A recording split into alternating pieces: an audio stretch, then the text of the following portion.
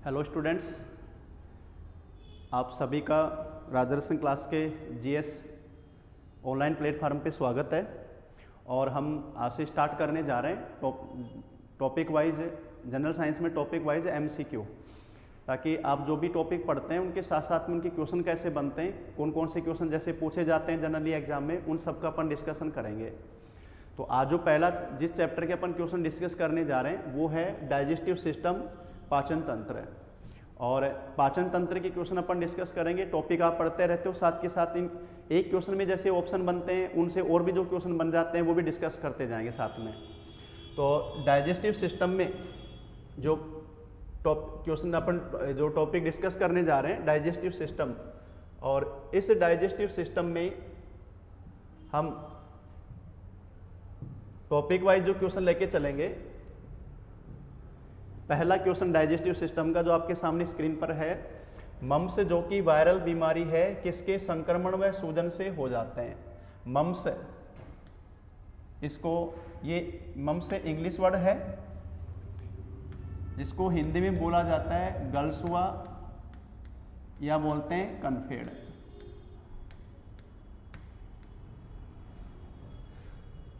Mums which is viral disease which organ its effect है। तो ये हमारे शरीर में किस अंग को प्रभावित करती है। जो मम्स है ना,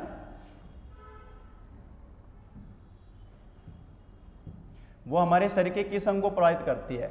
अब यहाँ जो ऑप्शन दिए हैं, पहला ऑप्शन दिया हुआ है कर्णपल्लव, जिसको इंग्लिश में बोला जाता है ईयर पिन्ना। दूसरा ऑप्शन है पैराटोड लार ग्रंथि, पैराटोड जिसको हिंदी में बोलते हैं कर्णमूल, कर्णमूल लार ग्रंथि ये बोला जाता है इसमें।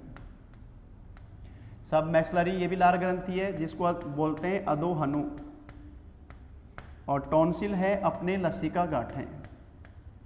तो पहली चीज तो ये है कि लिम्फ नोड, लसिका गांठें जो बोलते हैं, टॉन्सिल जैसे गले में अपन सुनते हैं कई बार टॉन्सिल हो गए।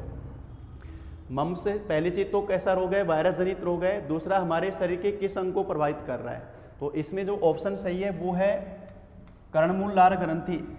ये अपने जो कर्णपल्लव लिखा हुआ ना ऑप्शन ए, कर्णपल्लव ये है अपने दोनों साइड के जो कर्णपल्लव हो गए, बाहर के कान जो प्रत्यास्थ उपास्थि है इलास्टिक कार्टिलेज, इसके दोनों साइड में इधर और इधर दोनों साइड में ये एक एक ग्लैंड होती है जिसको नाम दिया जाता है कर्णमूल, पैराटोड इंग्लिश में बोलते हैं। ये लार ग्रंथि होती है।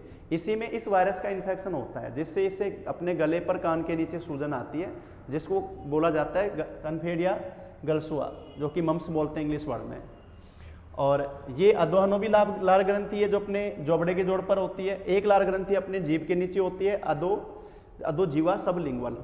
और टॉन्सिल अपने लसिका गांठें जो अपन ब्लड में पड़ते हैं, लिम्फ को फिल्टर करना, उसमें से बैक्टीरिया वगैरह को हटाना।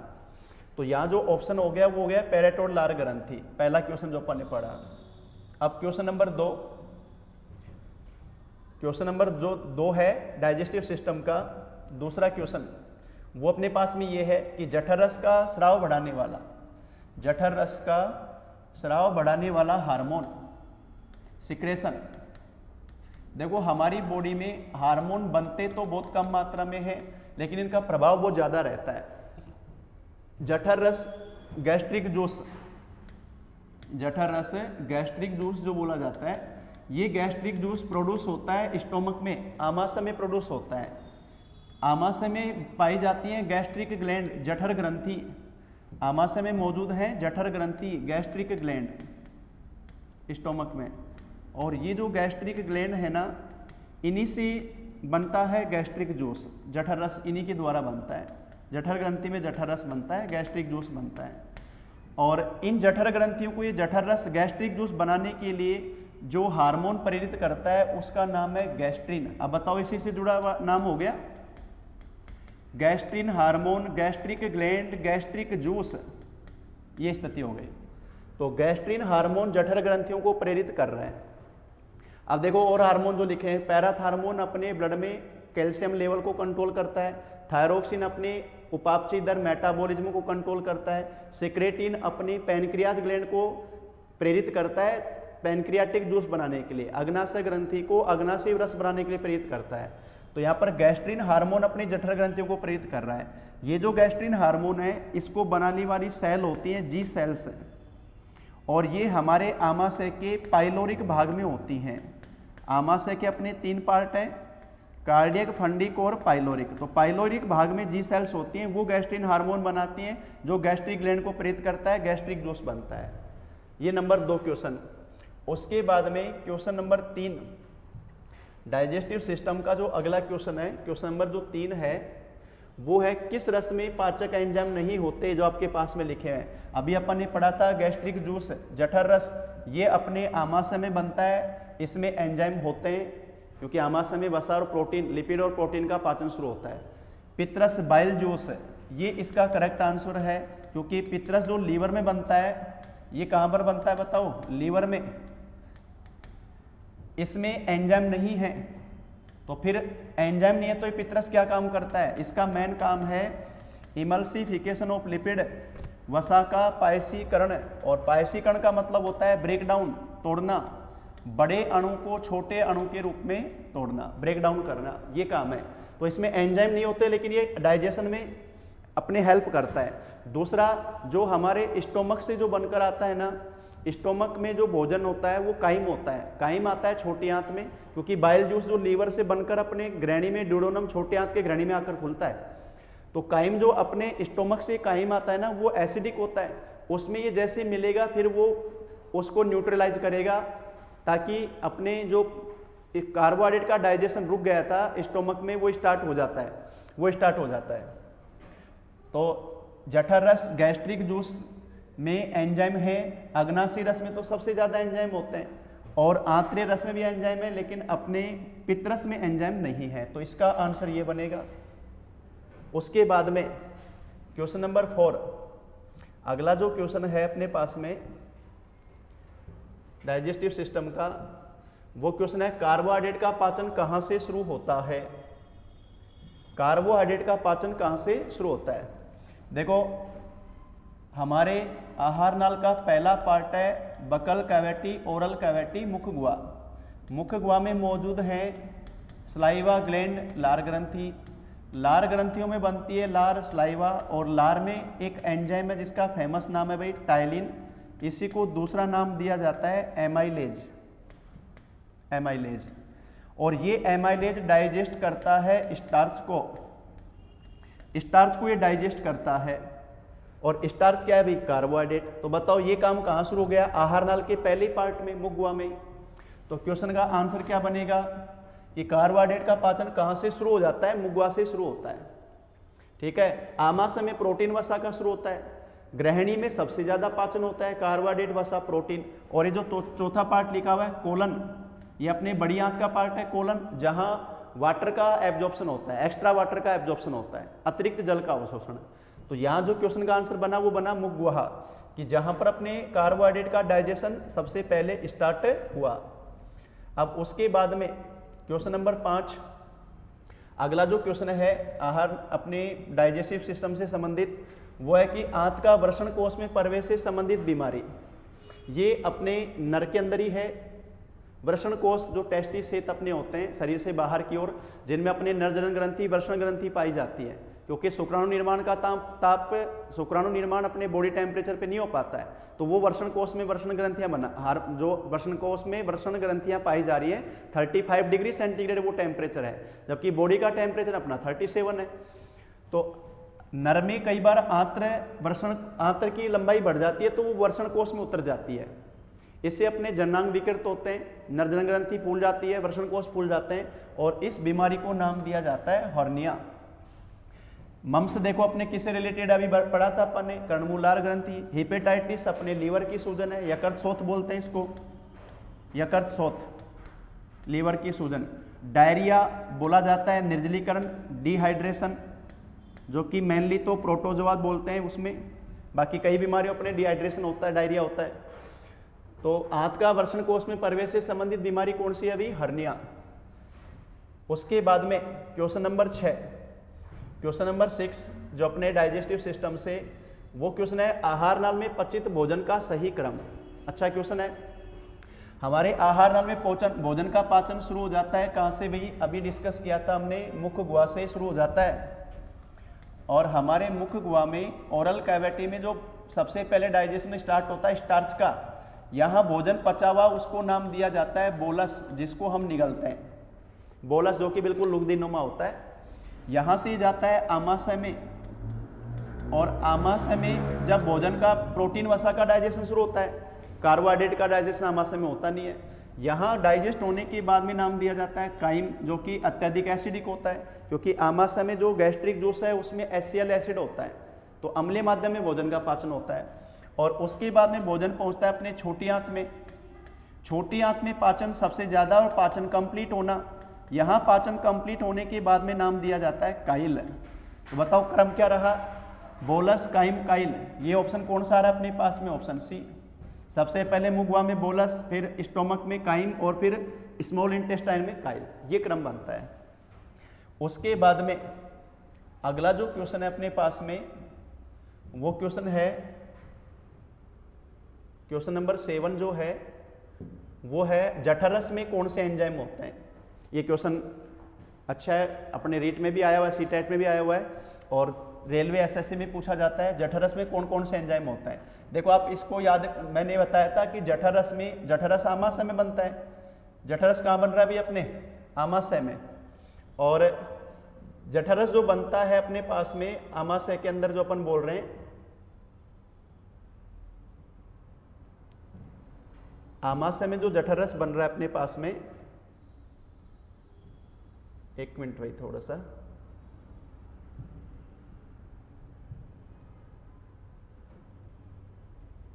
सा प्रॉब्लम हुई है, कोई बात नहीं, भी करते हैं। जो जठरस में अपने जो पाचन चलता है, ये दो जठरस में जो एंजाइम है उनको याद करने के लिए मैं आपको बता रहा हूं। यहां प्रोटीन और वसा का पाचन होता है जठरस में। जठरस में प्रोटीन वसा के पाचन के लिए जो एंजाइम है उनको आप इस तरह से याद रखोगे, जेठ पेप्सी लायोरे। जेठ क्या लायोरे, पेप्सी लायोरे। अब जेठ से मतलब तो हो गया जठरस, जठरस। पेप्सी से मतलब हो गया पेप्सिन, जो कि डाइजेशन करता है प्रोटीन का।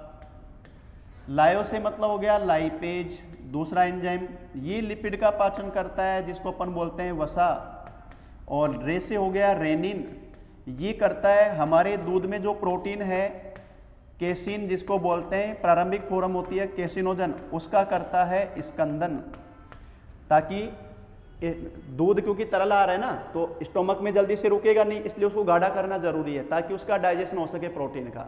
ये 3 एंजाइम पाए जाते हैं, पेप्सिन, लाइपेज, रेनिन। तो ऑप्शन क्या बना अपने पास में, पेप्सिन, रेनिन और लाइपेज, ऑप्शन ए, ये इसका आंसर बनेगा, जिसमें पेप्सिन प्रोटीन का पाचन, रेनिन दूध प्रोटीन का स्कंदन, और लाइपेज है वसा लिपिड का पाचन। उसके बाद में क्वेश्चन नंबर 8, अगर अपन क्वेश्चन नंबर 8 की बात करें, डाइजेशन से रिलेटेड अगला जो क्वेश्चन है, पित्ताशय में कितना पित्तरस संचित हो सकता है। ध्यान दो, पित्तरस अभी अपन ने बात की थी, पित्तरस मैंने बताया था जिसमें एंजाइम नहीं होते। बताओ ये जो बाइल जूस है पित्तरस, इसका निर्माण कहाँ पर हो रहा है, पढ़ा भी अपन ने कि ये कहाँ से बनकर आता है, भी लीवर से। पर डे लीवर में 1000 ml पित्तरस बनता है।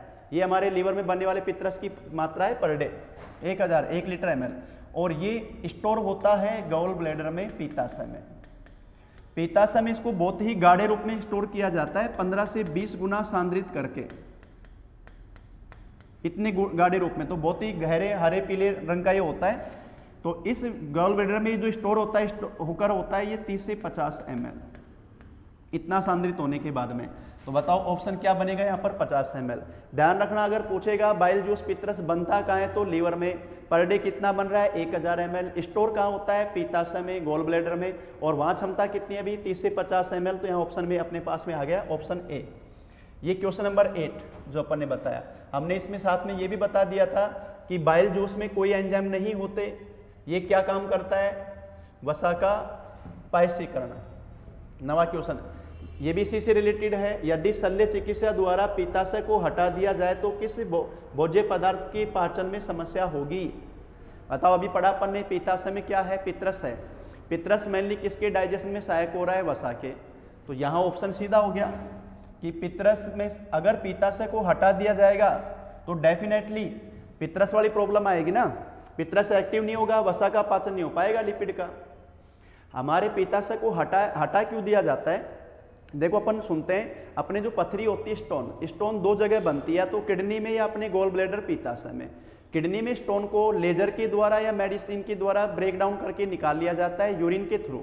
लेकिन अगर गोल ब्लैडर में स्टोन बढ़ जाती है ना, तो फिर गोल ब्लैडर को ही हटाना पड़ता है।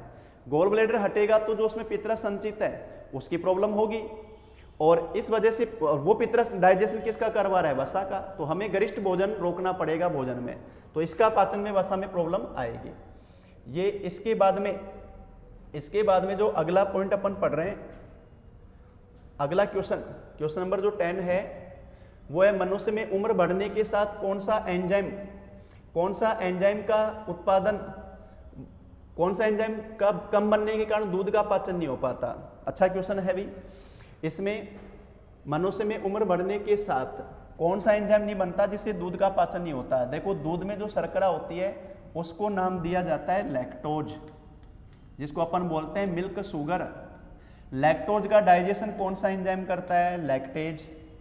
ये उम्र बढ़ने के साथ हमारे अंदर कम बनने लग जाता है, लगभग 40 से 45 वर्ष की आयु के बाद में लैक्टेज का प्रोडक्शन कम हो जाता है।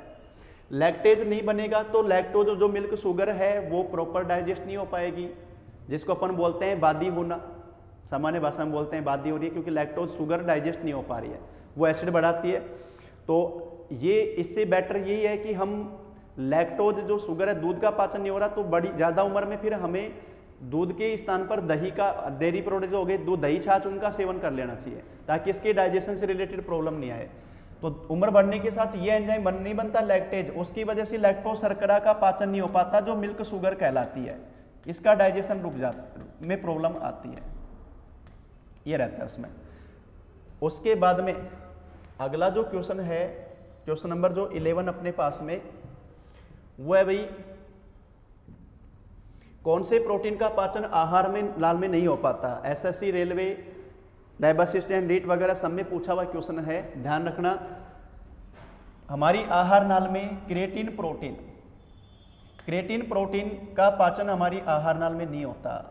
और हमने सबने सुना होगा हमारे बाल नाखून जो कि हमारे स्किन का ही रिफॉर्मेशन है ना, बाल और नाखून, खुर जो बोलते हैं जंतुओं में, सींग बोलते हैं सब, और ये सब शुद्ध क्रिएटिन प्रोटीन के बने होते हैं। क्रिएटिन प्रोटीन का डाइजेशन हमारी आहार नाल में नहीं होता है, तो ये इसका आंसर बनेगा कि क्रिएटिन प्रोटीन अपनी आहार नाल में डाइजेस्ट नहीं होता। तो बाल नाखून खाओगे ना तो उनका डाइजेशन नहीं हो पाएगा, तो ये हमारे डाइजेस्ट नहीं होते हैं।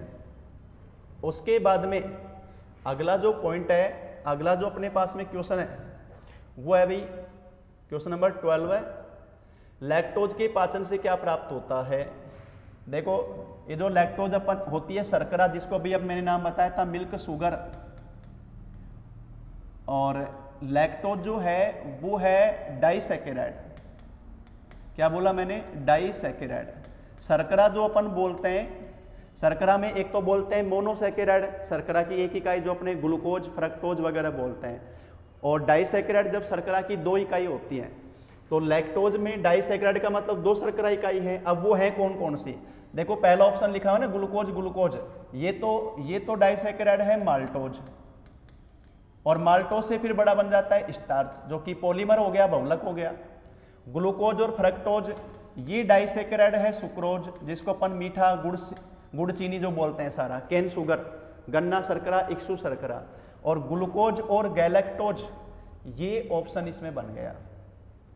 ग्लूकोज माल्टोज ये तो बनेगा नहीं, क्योंकि माल्टोज तो खुद डाइसैकेराइड है, तो ये भी नहीं है, ये नहीं है, ये नहीं है, ये वाला आंसर है ग्लूकोज और गैलेक्टोज। तो लैक्टोज जो शर्करा है दूध में पाई जाती है, उसके डाइजेशन से ग्लूकोज और गैलेक्टोज मोनोसैकेराइड बनते हैं। इसके बाद में जो अगला क्वेश्चन है अपने पास में, यानी क्वेश्चन नंबर 13, क्वेश्चन नंबर 13, और वो क्वेश्चन है एसएससी वाले, इस पे ध्यान देना, एसएससी रेलवे वाले, सांप में विष ग्रंथि रूपांतरण है, ध्यान रखना। सांप में जो विष ग्रंथि है ना वो बोली जाती है लेबियल ग्रंथि। सांप में विष ग्रंथि लेबियल ग्रंथि बोलते हैं, और वो क्वेश्चन ऐसे आता है कि सांप में जो विष ग्रंथि है अपने मैमल्स जो जंतु होते हैं स्तनधारी, उसमें वो किस ग्रंथि के समझाता है, जो हमारी कौन सी ग्रंथि का वो रूपांतरण है, तो नाम आएगा पैराटोड, जो कि अपन बोलते हैं कर्णमूल लार ग्रंथि। ये एसएससी में पूछा हुआ क्वेश्चन भी है। तो कर्णमूल लार ग्रंथि का रूपांतरण सांप में विष ग्रंथि जो कि बोली जाती है लेबियल ग्रंथि इसको बोलते हैं, ये इसी का रूपांतरण है, इसी का रूपांतरण बताया जाता है। क्वेश्चन नंबर 13 के बाद में क्वेश्चन नंबर 14 जो है वो है अपने पास में ब्रूनर ग्रंथियां कहाँ पाई जाती हैं, ये भी पूछा हुआ क्वेश्चन है भाई। ब्रूनर ग्रंथि कहाँ पाई जाती है, ब्रूनर साइंटिस्ट का नाम था और ब्रूनर ग्रंथि वैज्ञानिक ब्रूनर ने खोजी थी हमारी छोटी आंत का पहला पार्ट, छोटी आंत का पहला पार्ट जिसको नाम देते हैं डुडोनम, ग्रहणी, डुडेनम के अंदर, ग्रहणी के अंदर पाई जाती है ब्रूनर ग्रंथि और इनके द्वारा बनता है श्लेष्मा, म्यूकस, जिससे भोजन स्मूथ रहता है, आसानी से आगे बढ़ता है। तो ग्रहणी के दीवार में ब्रूनर ग्रंथि पाई जाती है। आमाशय में जठर ग्रंथि बताते हैं अपन, और ग्रसिका में होती नहीं है। क्षुद्रांतर छोटी आंत का ही पार्ट हो गया, जो शेषांतर का जो शेष पार्ट बोला जाता है। तो ग्रहणी के अंदर ही पाई जाती है ब्रूनर ग्रंथि। क्वेश्चन नंबर 14 ये हो गया डाइजेशन का। उसके बाद में अगला जो क्वेश्चन है 15, वसा का पायसीकरण किया जाता है, ये अब मैंने डिस्कस कर लिया आपके सामने। वसा का पायसीकरण कौन करेगा भाई, पितरस। और मैंने बताया था पायसीकरण जो इमल्सिफिकेशन है, इमल्सिफिकेशन का मतलब होता है ब्रेक डाउन करना, बड़े अणु को छोटे अणु में तोड़ना, ताकि क्योंकि वसा का पाचन आसानी से हो पाए, छोटे अणु में तोड़ना। तो वसा का पायसीकरण किया जाता है पितरस के द्वारा, जो बनता है लीवर में, स्टोर होता है पित्ताशय में, बनता है पर डे 1 लीटर, स्टोर होता है 30 से 50 ml जो हमारी क्षमता होती है पित्ताशय की, और ये वसा का पायसीकरण करता है। उसके बाद में अगला जो क्वेश्चन है अपने पास में क्वेश्चन नंबर 16, और क्वेश्चन नंबर 16 की बात करें, आहार नाल के किस भाग में विटामिन के का संश्लेषण होता है, ये भी एक इंपॉर्टेंट क्वेश्चन है। देखो हमारी आहार नाल का जो पार्ट है बड़ी आंत्र, जिसको बोलते हैं अपन लार्ज इंटेस्टाइन, बड़ी आंत्र, बड़ी आंत्र में लार्ज इंटेस्टाइन बड़ी आंत्र, इसमें पहला पार्ट बोला जाता है सीकम, एक बोलते हैं कोलन, और फिर बोलते हैं मलाशय, रेक्टम। अब देखो यहाँ पर जो सीकम है ना, ये भी बड़ी आंत का ही पार्ट है। इसमें तो यहाँ तो अपेंडिक्स बताते हैं, जो कि हमारे शरीर का अवशेषी अंग है, अपेंडिक्स यहीं पर पाई जाती है। और जो कोलन भाग है ना, उसमें एक तो काम होता है अतिरिक्त जल का अवशोषण, ताकि मल के साथ में जल की मात्रा ज़्यादा नहीं जाए। दूसरा, यहीं पर अपने कोलन भाग में एक बैक्टीरिया पाया जाता है जिसकी प्रजाति है ई कोलाई। कौन सी प्रजाति का बैक्टीरिया, ई कोलाई प्रजाति का बैक्टीरिया पाया जाता है। देखो जो बैक्टीरिया परजीवी होते हैं ना, पैरासाइटिक, वो तो हमें रोगग्रस्त करते हैं, बीमार करते हैं। तो हमारे को बीमार करने वाले सारे बैक्टीरिया परजीवी हैं। सहजीवी सिम्बायोटिक उनको बोला जाता है, जो दूसरे जीव से पोषण प्राप्त करते हैं लेकिन उसको नुकसान नहीं करते। तो ई कोलाई बैक्टीरिया हमारी बड़ी आंत के कोलन में सहजीवी है, सिम्बायोटिक है। ये हमारे कोलन में मल से, अपशिष्ट से तो पोषण प्राप्त कर रहा है, लेकिन बदले में हमें क्या बनाकर दे रहा है, विटामिन के। तो विटामिन के का संश्लेषण ई कोलाई बैक्टीरिया करता है। ये बैक्टीरिया कोलन में सहजीवी रूप में पाया जाता है। कौन से भाग में बताओ, कोलन में। तो क्या आंसर बना इसका, कोलन। उसके बाद में क्वेश्चन नंबर 17, अगला जो क्वेश्चन है अपने पास में वो है पितरस का संचय किस में होता है भाई। ये क्वेश्चन सीधा सा पूछ लिया है अपन ने, बट 2-3 बार डिस्कस हो गया है। ये पित्ताशय में होता है, भी बनता है लीवर में, और स्टोर किस में होता है, पित्ताशय में। उसके बाद में अगला जो क्वेश्चन है इसके बाद में ये आंसर हो गया इसमें पित्ताशय। 17 के बाद में क्वेश्चन नंबर 18, और क्वेश्चन नंबर 18 है शिशु अवस्था में निम्न में से कौन से दांत नहीं पाए जाते। समझो इस क्वेश्चन को, बच्चों में कौन से दांत नहीं पाए जाते, ध्यान दो। वयस्क में जो दंत सूत्र बताया जाता है 2123/2123, ये तो अपर जा, ऊपरी जबड़ा या निचला जबड़ा, 4 प्रकार के दांत होते हैं, इंसाइजर, कैनाइन, प्रीमोलर और मोलर, कृंतक, रदनक, अगर चवर्णक और चवर्णक। और ये हमारी ऊपरी जबड़े के आधे दांत हैं, ये निचले जबड़े के आधे दांत हैं। इनको डबल करने पर ये टोटल बनते हैं अपने 32 दांत। ठीक है, अब ये तो बताया मैंने वयस्क में। बच्चों में अगर अपन इन दंत सूत्र को लिखें तो ये लिखा जाता है 2102। क्या लिखा मैंने? 2102। इंसाइजर, कैनाइन, प्रीमोलर और मोलर, और ये डबल करने पर हो रहे हैं टोटल 20। ये टोटल 20 दांत हो रहे हैं। अब इन दोनों का कंपैरिजन करें तो बताओ क्या नजर आ रहा है अपने को? ये ध्यान दो, यहां पर बताओ क्या स्थिति है। प्रीमोलर दांत यहां मैंने 0 लिखा हुआ है, तो बताओ बच्चों में कौन से दांत मौजूद नहीं है? शिशुअवस्था में प्रीमोलर, ये दांत बच्चों में नहीं पाए जाते। प्रीमोलर दांत बच्चों में नहीं पाए जाते। देखो इंसाइजर यहाँ पर भी है, यहाँ पर भी है, कैनाइन ये है, वैसे ही सेम वापस आ रहे हैं। मोलर यहाँ पर, हालांकि मोलर यहाँ 8 है, 2 और 2 4 का दुगना 8, लेकिन यहाँ 12 हो गई मोलर। लेकिन प्रीमोलर जो पहले पाए नहीं जाते, बाद में 8 दांत आते हैं। तो बच्चों में कौन से दांत मौजूद नहीं है भाई? प्रीमोलर दांत मौजूद नहीं है। उसके बाद में अगला क्वेश्चन नंबर 19। क्वेश्चन नंबर जो 19 है वो है वसा के पाचन से प्राप्त सह उत्पाद। ये भी अच्छा क्वेश्चन है, कई बार कंपटीशन में पूछा हुआ है।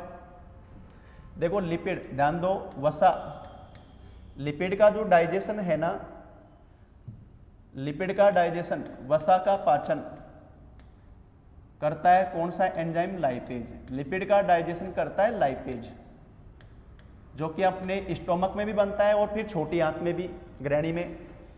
लाइपेज इसको ब्रेक डाउन करता है फैटी एसिड, वसीय अम्ल। ये तो होता है मेन प्रोडक्ट, मुख्य उत्पाद, कि वसा के पाचन से हमें मेन क्या प्राप्त हुआ? वसीय अम्ल। साथ में प्राप्त होता है ग्लिसरॉल, तो इसलिए इसको बोला जाएगा सह उत्पाद, को प्रोडक्ट। ये सह उत्पाद कहलाएगा। क्वेश्चन ये पूछा गया है कि वसा के पाचन से प्राप्त सह उत्पाद, तो मेन प्रोडक्ट तो वसीय अम्ल, साथ में प्राप्त होता है ग्लिसरॉल। ग्लिसरॉल अल्कोहल है जिसको बाजार में अपन ग्लिसरीन के नाम से जानते हैं। इसका आईपीएससी नाम जैसे केमिस्ट्री में क्वेश्चन आता है तो प्रोप 1 2 3 ट्राईओल इसको बोला जाता है, जो अपन केमिस्ट्री में डिस्कस करेंगे। तो वसा के पाचन से प्राप्त सह उत्पाद, बताओ मेन उत्पाद तो क्या हो गया? वसीय अम्ल, सह उत्पाद हो गया ग्लिसरॉल। ये प्राप्त होता है अपने को। ये क्वेश्चन नंबर अपन ने डिस्कस किया 19। उसके बाद में अगला जो क्वेश्चन है, मनुष्य में अवशेषी दांत कौन से होते हैं? ध्यान दो भाई, अवशेषी दांत कौन से होते हैं? अभी मैंने दंत सूत्र बताया था, वयस्क में 2 1 2 3, इंसाइजर, कैनाइन, प्रीमोलर और मोलर। ये ऊपरी जबड़े के आधे दांत, निचले जबड़े के आधे दांत। इनको डबल करने पर टोटल बन रहे 32, 16 और 16 32। और बच्चों में बताया जाता है 2102, 2102।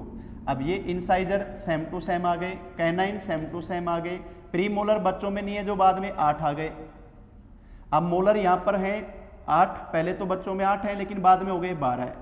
तो मोलर जो 8 से 12 हुए तो इसका मतलब 4 मोलर बढ़े ना।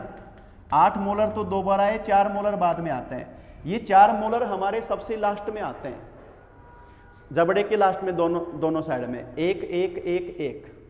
और ये जो 4 मोलर दांत है ना, ये हमारी एज बढ़ने के साथ धीरे धीरे आते हैं, जो कि अवशेषी रूप में माने जाते हैं। तो ये बोले जाते हैं अक्ल दाढ़, इनको बोला जाता है विजडम टीथ, अक्ल दाढ़। तो ये कौन से वाले दांत हुए? मोलर दांत। तो जैसे जैसे हमारी अक्ल आती है वैसे वैसे अक्ल दाढ़ आती है। कई आदमियों को जिंदगी भर अक्ल नहीं आती क्योंकि उनको अक्ल दाढ़ नहीं आती। तो अक्ल दाढ़ जो अवशेषी दांत हैं वो कौन से वाले दांत हैं भाई? मोलर दांत हैं, ये रहते हैं। तो हमने डाइजेशन सिस्टम के, डाइजेस्टिव सिस्टम के क्वेश्चन डिस्कस किए 20 क्वेश्चन डिस्कस किए। इनमें से बहुत सारे क्वेश्चन जैसे बार बार पूछे जाते हैं, और इसी 20 के साथ में समझो कि एक तरह से ये 35 से 40 क्वेश्चन बन गए, क्योंकि इनके साथ साथ जुड़े हुए क्वेश्चन भी मैंने आपको बता दिए हैं। तो अभी आपके जो भी आपके साथी हैं उनको भी आप शेयर करें ये वीडियो, उनको भी बताएं, ताकि रोज अपन इनको डिस्कस करेंगे, टॉपिक वाइज चलते रहेंगे। आपको अच्छी तैयारी यहीं पर मैं साथ में कराता जाऊंगा क्वेश्चंस की प्रैक्टिस के साथ में। थैंक यू सभी को।